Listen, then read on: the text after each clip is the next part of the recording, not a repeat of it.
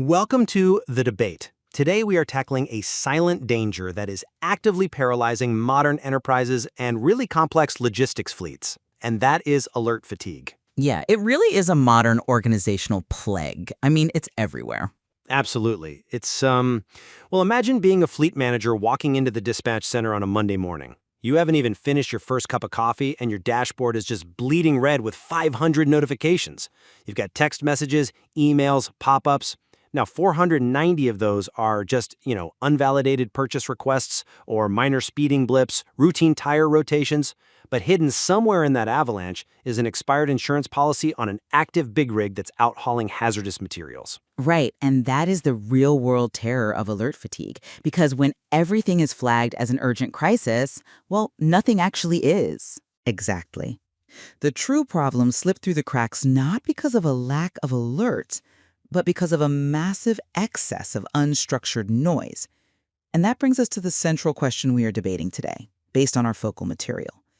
To cure this fatigue and stop critical failures from occurring, how should organizations build their systems?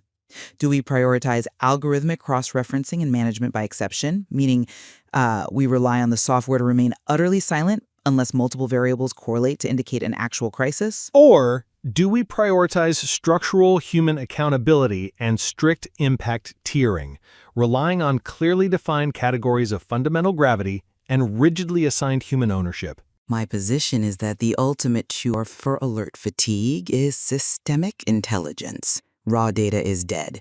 We absolutely must use software to cross data points, create highly specific business scenarios, and strictly enforce management by exception just to silence the operational noise. And I firmly disagree. The true solution is structural discipline. You have to categorize alerts by their fundamental impact, so critical, important, informative. And you have to ensure that every single alert has a designated human owner, because a system's algorithmic brilliance means absolutely nothing if structural ownership isn't defined first. Well, to begin laying out my perspective, I think we have to look at the sheer volume of data flooding modern organizations. Telling a manager, an event has occurred is essentially pushing the cognitive burden of analysis onto a human who is already drowning. But the human has to be the one making the judgment call on impact. Only when the system has done the heavy lifting first.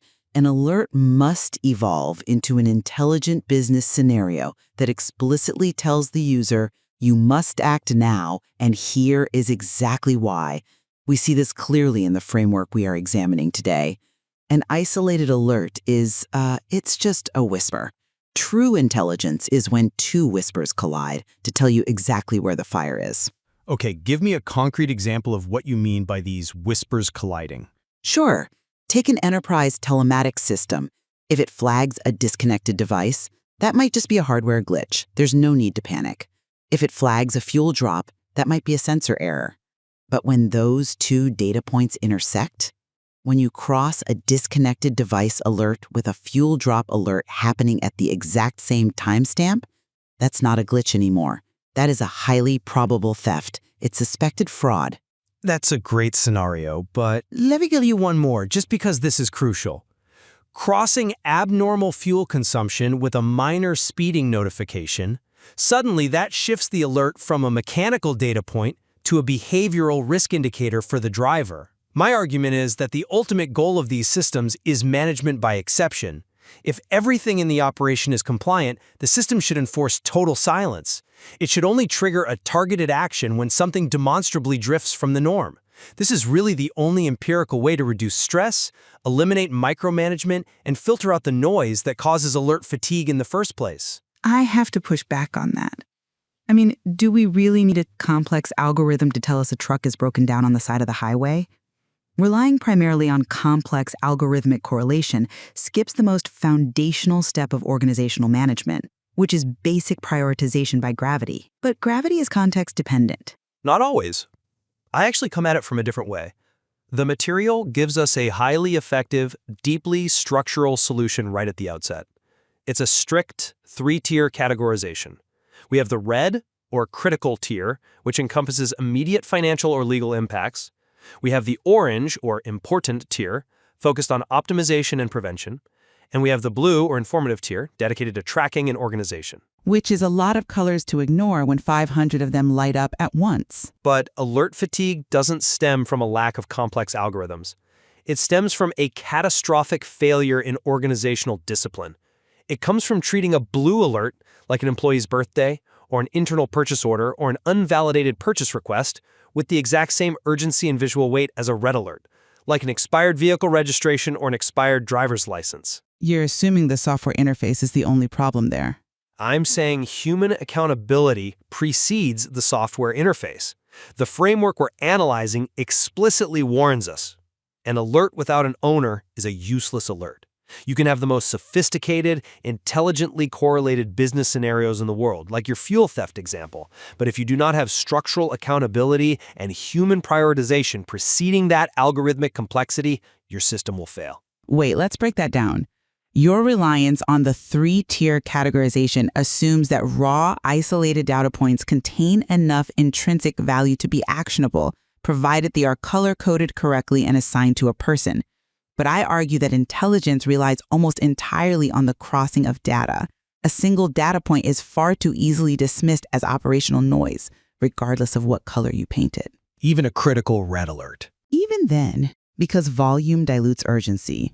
Let's take the example of a late departure. In isolation, a late departure is a minor scheduling hiccup. It happens hundreds of times a day in a large fleet. But when the system correlates that late departure with another data point, say, a vehicle waiting for refueling, it synthesizes those two weak signals into a powerful strategic indicator of logistical inefficiency. It elevates the data. But you're conflating logistical analysis with critical alert management. They are the same thing in a mature operation. Another example from our material.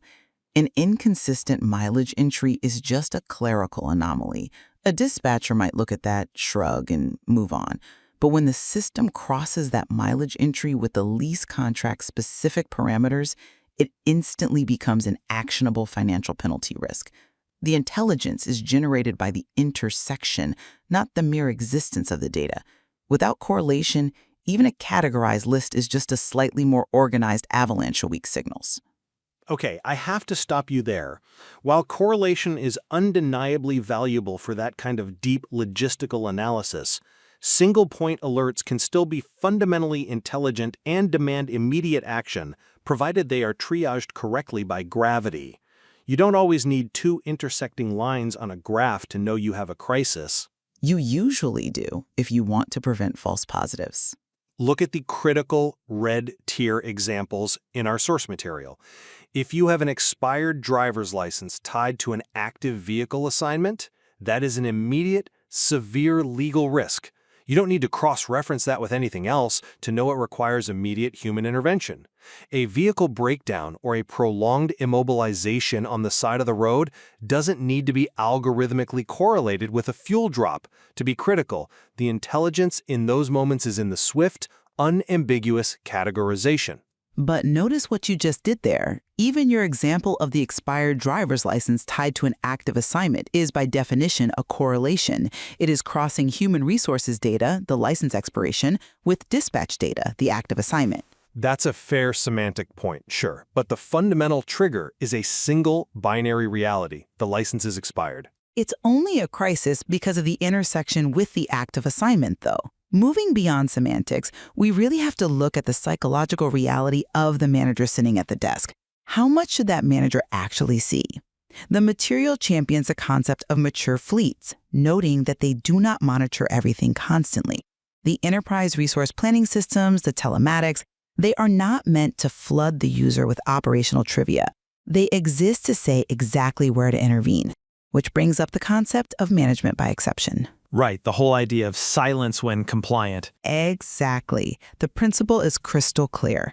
If everything is compliant, there is silence. If something drips, there is targeted action. This silence when compliant is the ultimate goal because it elevates managers from reactive data sorters to strategic decision makers. If the system is constantly feeding them single-point alerts, even perfectly categorized ones, they are still bogged down in the minutia of daily operations rather than guiding the broader strategy. They're reacting, not managing. That sounds ideal in a vacuum. But let's look at the reality of demanding absolute silence from a system. If a system is entirely silent unless an exception occurs, the organization loses its baseline tracking rhythm. Why does a manager need a baseline tracking rhythm if everything is working fine? Because operational cohesion requires context. The framework explicitly supports this need for continuous visibility by including the blue, informative tier. This tier exists for tracking an organization. Commercial actions, internal purchase orders, unvalidated purchase requests, these aren't exceptions. They are the standard heartbeat of the business. But that heartbeat is just noise when you're trying to find a crisis. Not if it's tiered properly. If your management by exception model mutes everything that isn't a critical drift, you blind the manager to the workflow pipeline. The goal shouldn't be total silence punctuated by terrifying alarms. The goal is hierarchical visibility. A manager should be able to see the informative blue tier ticking along without feeling pressured by it, while remaining highly responsive to the critical red tier. Silence might sound peaceful, but in complex logistics, prolonged silence often breeds complacency. You start trusting the machine a little too much. I disagree fundamentally with the idea that managers need to see the blue tier ticking along. It completely misinterprets the cognitive limits of the human operator. If you maintain a continuous stream of informative alerts, even if they are politely color-coded and shoved into a separate column on the dashboard, you are still contributing to the visual and psychological clutter that defines alert fatigue. Only if the manager lacks the discipline to prioritize. It's not about discipline, it's about cognitive load. Every time an employee's birthday notification pops up or a routine purchase order clears, it consumes a fraction of the manager's attention. Multiply that by hundreds of daily administrative events across a large fleet, and the cognitive load becomes staggering. This is exactly why software implementations fail. They fail because of poor deployment strategy, not because of birthdays on a dashboard. They fail because systems lack the sophisticated thresholds necessary to hold back the tide of raw data. When telematic systems simply throw raw data, speeding events, zone entry and exits, battery levels, directly at managers, they end up with saturated inboxes and deeply demotivated teams. The failure is technological. The system isn't doing the hard work of synthesis, so it forces the human to do it, and the human breaks under the volume. We see this mistake all the time at startup, and it's the exact trap our source material points out.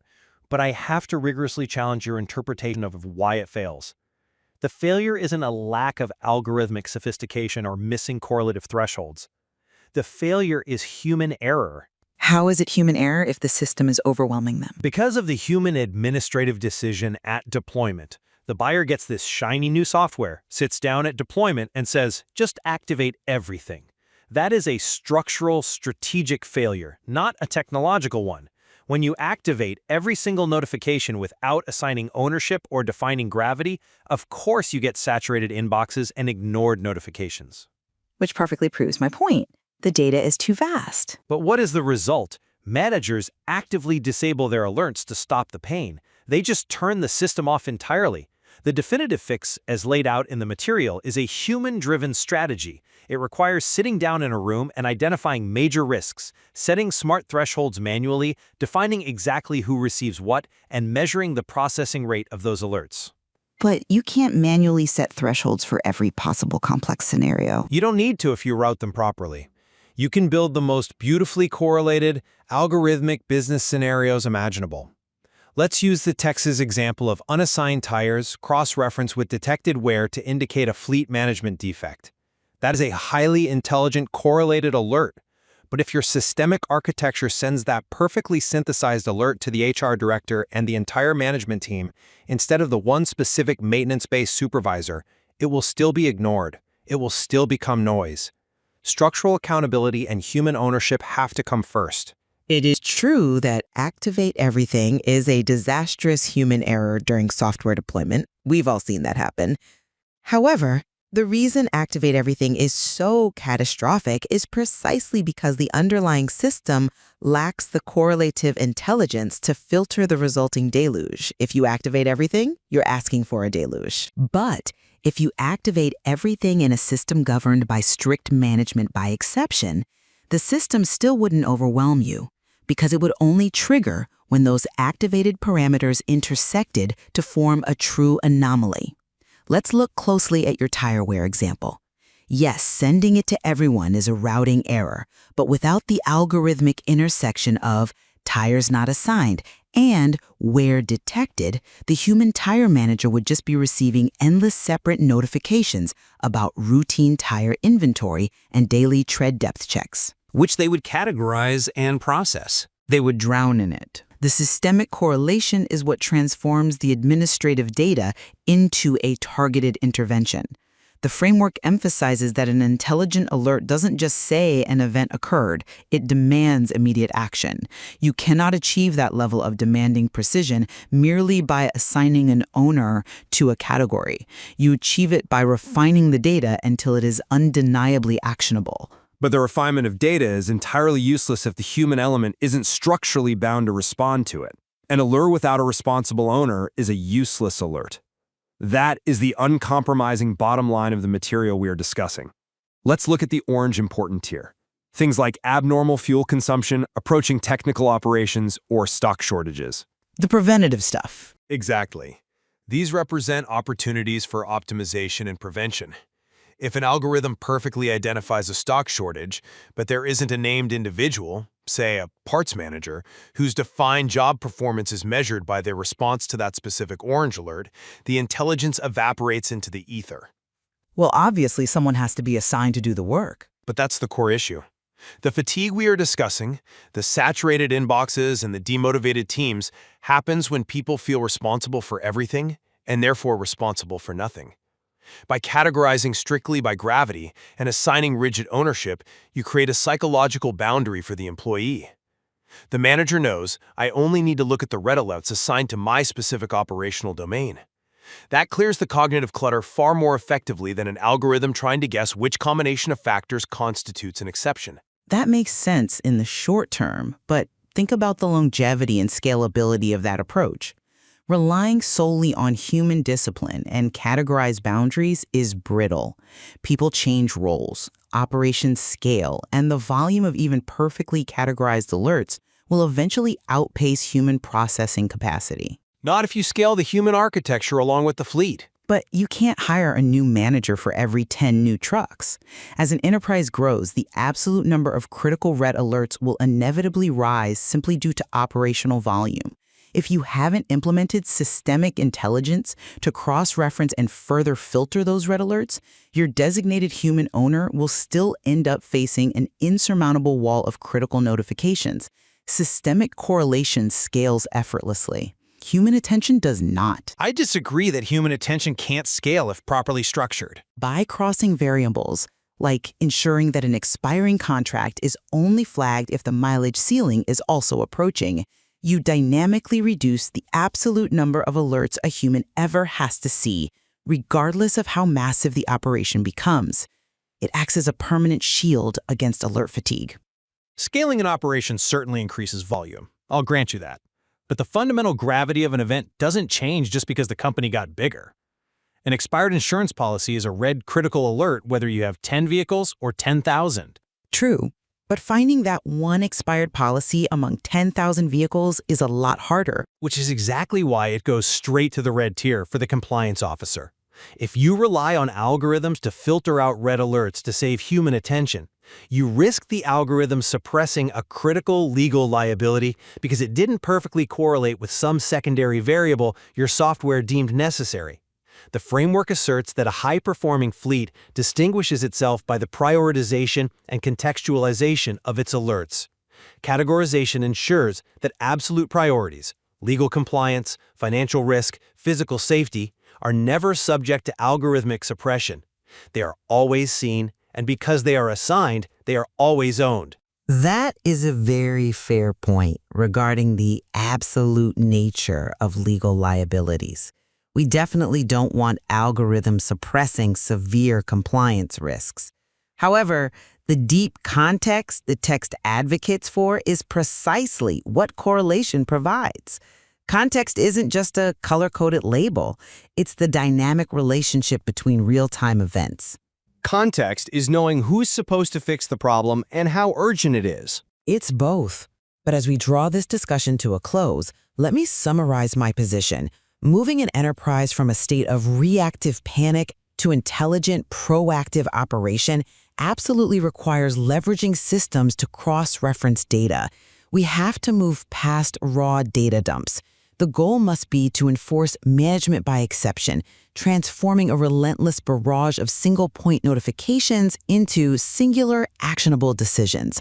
By relying on systemic intelligence to silence the noise when operations are compliant, we elevate human workers to focus on strategy rather than drowning in data.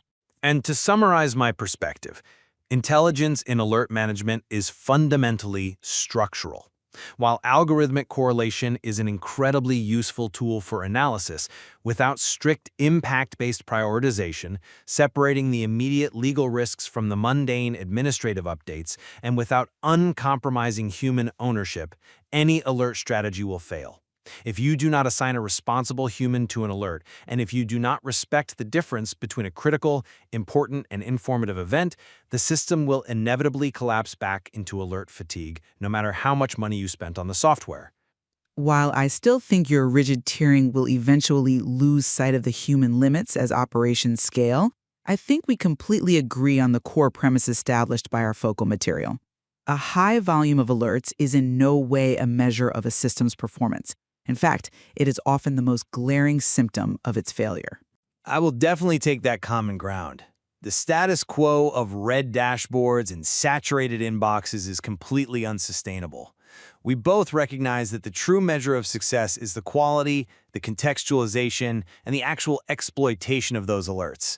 The goal is to stop users from merely enduring their systems and to start anticipating operational needs. Exactly. The challenge lies in balancing the technological capability with those human psychological limits, ensuring that when the system actually speaks, it is heard and acted upon. And this delicate balance suggests that the next frontier in this space involves moving beyond just intelligent, proactive alerts. The predictive model. Precisely. The real horizon is exploring how to transition to fully predictive systems. Software that doesn't just alert us to current anomalies, but forecast them before they ever occur, removing the need for an alert entirely. It is a fascinating evolution in enterprise management. Thank you for joining us as we explored these foundational approaches. We leave it to you, the listener, to consider whether systemic correlation or structural prioritization is the true key to mastering alert management in your own operations. Until next time.